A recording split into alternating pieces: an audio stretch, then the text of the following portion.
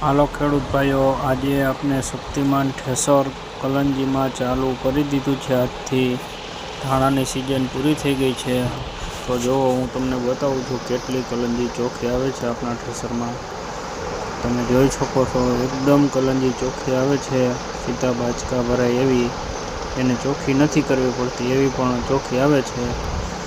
અને બીજી વાત એમ છે કે બધા ખેડૂતોનું એવું કેવું છે કે કલંજીમાં પાછળ દોડવી આવે છે અને બીજી વખત ઓરવી પડે છે, પણ આપણા થ્રેસરમાં ગોગડી નહીં આવે, દોડવી નહીં આવે અને બીજી વખત ઓરવી પણ નહીં પડે એવી ચોખ્ખી આવે છે. એક ફેરામાં કલંજી ચોખ્ખી થઈ જાય એવી ચોખ્ખી આવે છે. જોઈ શકો છો, આમાં એક પણ દોડવી નથી, સાવ ક્લિયર આવે છે.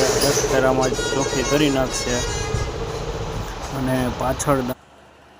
અને ઘણા પણ થ્રેસરમાં પાછળ દાણા પણ ઉડાડે છે, પણ આપણા થ્રેસરમાં દાણા પણ પાછળ નથી ઉડાડતું.